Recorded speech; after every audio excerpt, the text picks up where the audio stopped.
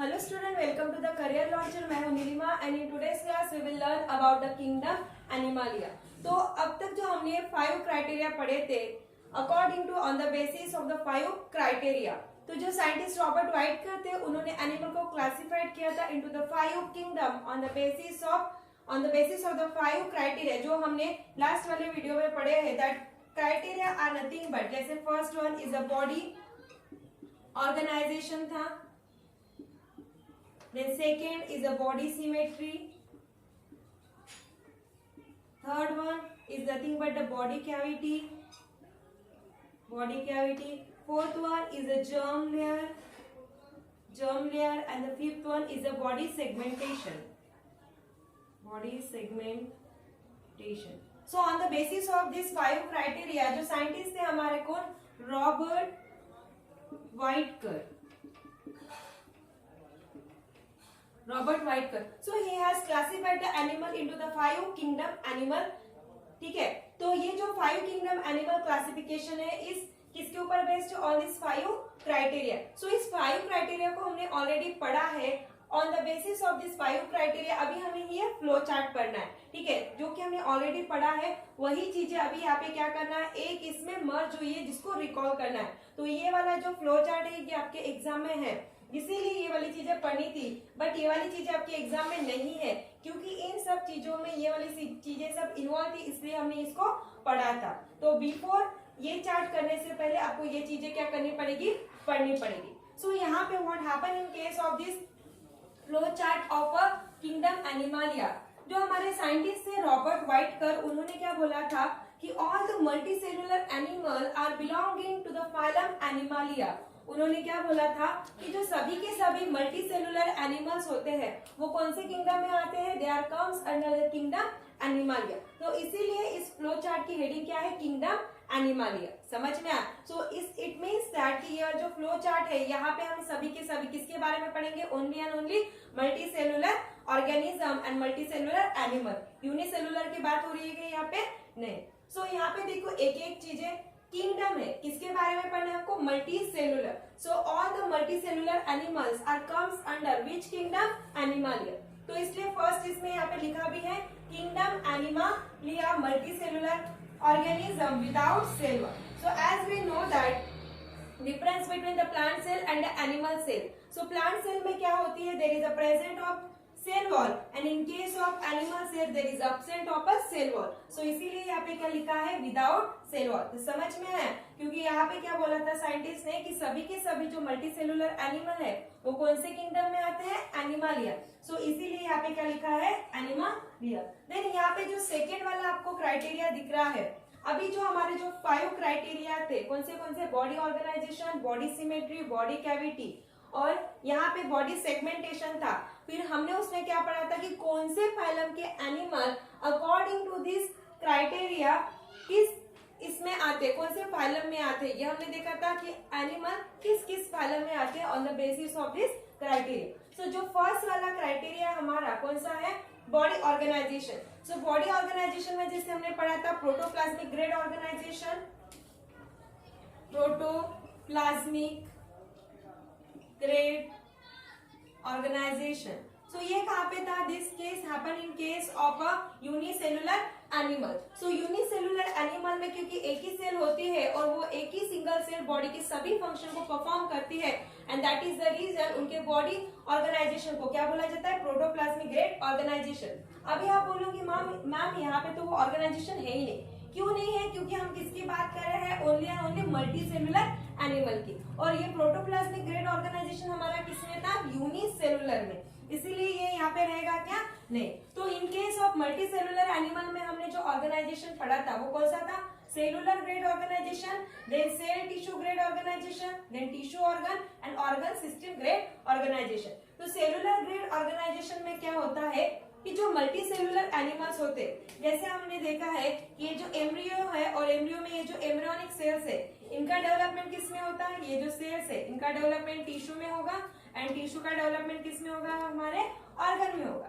But in case of some multicellular animal, if the cells are not get developed into the tissue, that time such a type of multicellular animals have which type of body organization? Cellular grade organization. ठीक है. Then tissue organ में क्या होता था? नाम से पता चलता है, अगर सेल का डेवलपमेंट टिश्यू में होगा और टिश्यू ऑर्गन का टिश्यू का डेवलपमेंट ऑर्गन में होगा, क्योंकि ये वाला देखो सेल का डेवलपमेंट टिश्यू में होता है और टिश्यू का डेवलपमेंट ऑर्गन में. सो ऑर्गन जो हमारे ह्यूमन बीइंग जो है, हमारे बॉडी के अंदर डिफरेंट ऑर्गन प्रेजेंट है and this all the organs are comes together और join together to form a complete organ system.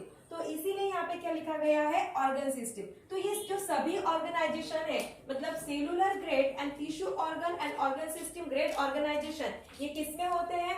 This both the organization are present inside the multicellular animal. So ये दोनों भी कहाँ पे आएंगे? मल्टीसेलुलर ऑर्गेनिज्म में आएंगे. समझ में आया ये पहला वाला ऑर्गेनाइजेशन. देन है हमारा सेकेंड वाला जो क्राइटेरिया यहाँ पे दिया है, that is nothing but a body symmetry. तो जैसे हमने देखा था, जब ये वाला क्राइटेरिया पढ़ा था, क्या पढ़ा था हमने इसमें कि जो यहाँ पे बोला गया था कि take a image of a human being and the amoeba. Human और अमीबा का एक इमेज लेना है और वहां पे इमेजिन करना है, एक इमेजिनरी सेक्शन कट को इमेजिन करना है. और इमेजिन करने के बाद हमको क्या मिला था कि जो अमीबा है और जो ह्यूमन बीइंग है, अगर हम उनके बॉडी को किसी एक पर्टिकुलर प्लेन से कट डाउन कर रहे हैं, सो दैट टाइम हमको उनकी बॉडी दो इक्वल पार्ट में मिल सकती है, नहीं तो नहीं भी मिल सकती. तो ये दो पॉसिबिलिटी क्रिएट हुई थी. तो on the basis of this property there are 3 types of a body.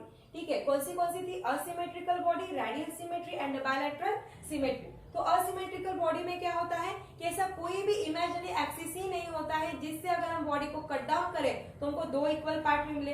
तो जैसे एग्जांपल है, किसका एग्जांपल है? जैसे अमीबा है, अमीबा था, पैरामीशिया था, पैरामीशियम था. ठीक है, so these are the animal जिनकी बॉडी अगर इमेजिनरी एक्सिस से हम लोग कट डाउन करते हैं, so we will not get a 2 equal part. हमको दो इक्वल पार्ट में मिलेगी क्या? नहीं. तो such animals are comes under the which type of organisation? Cellular grade organisation. Then हमारा था radial symmetry and bilateral symmetry. So radial symmetry में हमने एग्जांपल जिसका पढ़ा था, वो एग्जांपल किसका था? यहाँ पे एग्जांपल था स्टारफिश का. ठीक है, यहाँ पे भी लिख देती हूँ. यहाँ पे एग्जांपल हमने अमीबा का एंड बायलैटरल में हमने एग्जांपल पढ़ा था ह्यूमन का. सो स्टारफिश में क्या थी? In case of starfish there are the such a 5 plane through which अगर हम उसके बॉडी को कट डाउन करेंगे, so it will give us a 2 equal part. But यहाँ पे एक कंडीशन थी कि that axis must be passes through the central axis of a plane. वो कहाँ से पासेस होना चाहिए? सेंट्रल एक्सिस से. तभी जाके हमको क्या मिलेगी? 2 इक्वल पार्ट में बॉडी मिलेगी. तो ये इसमें जो एग्जांपल हमने पढ़ा था किसका? स्टारफिश का. तो आपने सभी ने फिश देखी है. फिश की जो बॉडी होती है, उसका जो इंटरनल ऑर्गन होता है, वहां पे आपने क्या देखा है? टिश्यूज देखे हैं. मतलब जो बोनी पार्ट होता है, that is nothing but a development of cell into the tissue. उसके अंदर भी छोटे छोटे टिश्यूज रहते हैं. ठीक है, बोन्स रहते हैं. सो ये जो radial symmetry it will comes under the tissue organ grade organization. क्यों? क्योंकि अगर सेल का डेवलपमेंट टिश्यू में होता है तो उसको क्या बोला जाता है? Tissue organ grade organization. और बायलैटरल सिमेट्री में क्या होता है कि बायलैटरल सिमेट्री में सिर्फ एक ही ऐसा पॉइंट होता है जिसका अगर हम उस एक्सिस से उसको कट डाउन करेंगे, सो उसकी बॉडी 2 इक्वल पार्ट में क्या होती है? डिवाइड होती है. और इसमें एग्जांपल किसका देखा था हमने? ह्यूमन बीइंग का. तो जैसे ह्यूमन बीइंग में क्या होती है? होल ऑर्गन सिस्टम होती है. हमारे बॉडी के अंदर क्या है? डिफरेंट ऑर्गन प्रेजेंट है. इट मीन्स दैट हम किस में चले आएंगे? Tissue organ grade organization. इसीलिए radial symmetry and bilateral symmetry दोनों को भी किसमें रखा है? Tissue organ grade organization. समझ में आया? और अमीबा को क्यों लिखा है यहाँ पे? क्योंकि असिमेट्रिकल में जैसे ये अमीबा है, अगर हम इसको किसी भी प्लेन से डिवाइड करेंगे, कट डाउन करेंगे, तो हमको 2 इक्वल पार्ट में मिलेगी कि उसकी बॉडी नहीं. So that is the reason it will becomes under the cellular grade organisation. Then है हमारा body cavity and a phylum. So इसका इसके साथ रिलेशन देखने से पहले इसको इसके साथ देखेंगे. ठीक है, तो जैसे हमने बॉडी कैविटी पढ़ी थी, तो there are the 3 type of body cavity that are nothing but the acoelomate, pseudocoelomate and a eucoelomate. So eucoelomate में हमने क्या देखा था कि एक body cavity which is made up of mesoderm और अ गट. तो ये दोनों भी क्या? मीजोडर्म एंड गट, ये क्या है? हमारी दोनों भी जर्म सेल है. अगर इन दोनों जर्म सेल से बॉडी कैविटी बनती है, so that body cavity is nothing but a eucoelomate. Pseudocoelomate में क्या था, बॉडी कैविटी तो होती है but that body cavity will not be form from the mesoderm और अ गट। और एपोलोमेट में क्या होता है, there is absent of a body cavity. क्या होता है, अब्सेंट ऑफ कैविटी। ठीक है, सो इसमें जो फाइलम के एनिमल हमने देखे थे, जैसे एपोलोमेट में there are the 3 phylum of animals are comes that are nothing but the Porifera, Cnidaria and Platyhelminthes. तो इसीलिए इनका एरो इन तीनों भी फाइलम में लगा है। ठीक है, तो जब मैंने ये वीडियो बनाया था बॉडी कैविटी का, तब मैंने एपोलोमेट में इस फाइलम के एनिमल को रखा था। आपको अगर ये समझ में नहीं आ रहा है तो आप वो वीडियो जाके पहले देख लेना, उसके बाद ये वाला फ्लो चार्ट देखना। ठीक है, सो एपोलोमेट में 3 फाइलम के एनिमल आते हैं that are nothing but a Porifera, Cnidaria and a Platyhelminthes. Then pseudocoelomate में जिसमें क्या होता है कि बॉडी कैविटी होती है but that body cavity is not formed from the mesoderm, और इसमें सिर्फ एक ही फाइलम आते हैं that are nothing but the Aschelminthes. और यूकोलोमेट में क्या हुआ था कि यूकोलोमेट में जो बॉडी कैविटी होती है which is made up from the mesoderm and a gut, और इसमें जो फाइलम आता है वो कौन सा आता है, एनिलिडा। और सूडोकोलोमेट और एपोलोमेट में जो भी फाइलम आए हैं उन सभी फाइलम को छोड़ के बाकी के जो सभी फाइलम बचे हैं वो सभी के सभी कहाँ पे आते हैं, हमारे यूकोलोमेट में। सो जैसे हमने देखा था कि बेसिकली जो एनिमल है it is divided into the Chordata and non Chordata, और नॉन कॉर्डेटा फिर से 10 फाइलम में क्या होता है, डिवाइड होता है। जैसे मॉलुस्का है, अकाइलोडर्माटा, हेमिकॉर्डेटा है, आर्थ्रोपोडा है, एनिलिडा है। ठीक है, तो जैसे यूकोलोमेट को लर्न करना है तो इन चारों फाइलम को छोड़ दो, Porifera, Cnidaria, Platyhelminthes and Aschelminthes, और बाकी के जो सभी बचे हुए फाइलम रहेंगे so that will be comes under the eucoelomate. So this is a simple way to learn this chart. अब ये बच गया इन body symmetry and body cavity का रिलेशन। तो जैसे बॉडी सिमेट्री में क्या है कि असिमेट्रिकल बॉडी में ऐसा कोई भी एक्सिस नहीं रहता है, बेसिकली सभी यूनिसेलुलर एनिमल हम बोल सकते हैं। एक्चुअली ये तो फ्लोचार्ट मल्टीसेलुलर का है बट असिमेट्रिकल बॉडी में आप किसको रखते हो, यूनिसेलुलर एनिमल्स को रखते हो। सो एपोलोमेट में बेसिकली बॉडी कैविटी रहती ही नहीं, जो कि जर्म स्लेज से बनती है। ठीक है, मेसोडर्म और गट से। तो उसमें क्या हो रहा है, सेल का डेवलपमेंट टिश्यू में हो रहा है क्या, नहीं। तो ये असिमेट्रिकल बॉडी किसमें चली जाएंगे, हमारी एपोलोमेट में। रेडियल सिमेट्री में भी, रेडियल सिमेट्री और बायलैटरल सिमेट्री ये किसमें आएंगे, एपोलोमेट, सूडोकोलोमेट एंड यूकोलोमेट में। क्योंकि बायलैटरल सिमेट्री में हमने एग्जांपल देखा है ह्यूमन बीइंग में बॉडी कैविटी प्रेजेंट होती है। ठीक है, क्योंकि बॉडी कैविटी की डेफिनेशन क्या बोलती है कि cavity between the body and the internal organ. जैसे मैंने आपको ये पढ़ाते टाइम एग्जांपल लिया था बोन का, बोन के ऊपर में जैसे ये मेरा हैंड है, इसके ऊपर स्किन है और अंदर में जो बोन है उसके अंदर में क्या प्रेजेंट है, फ्लूइड के जैसे कैविटी। तो वो किस में आता है, ह्यूमन में आता है, क्योंकि human being which is comes under the bilateral symmetry.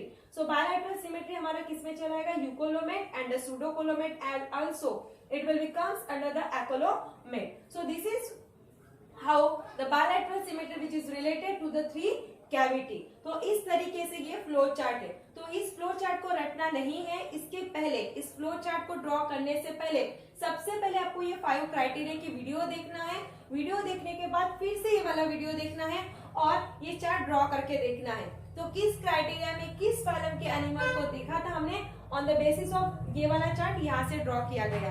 ठीक है, तो इसका इजी एक ही वे है कि पहले क्राइटेरिया पढ़ना है, उसके बाद इस फ्लो चार्ट को ड्रॉ करना है। So how in this way the scientist Robert Whittaker has classified the animal into the 5 kingdom on the basis of this 5 criteria. ठीक है, सो कल की जो वीडियो होगी वहां पे हम लोग अभी फाइलम स्टार्ट करेंगे, क्योंकि यहाँ तक ही इनका क्या था, क्राइटेरिया था। अभी फाइलम हमारे चालू हो जाएंगे। So in next video we will learn about the phylum Porifera. ठीक है, so till then thank you.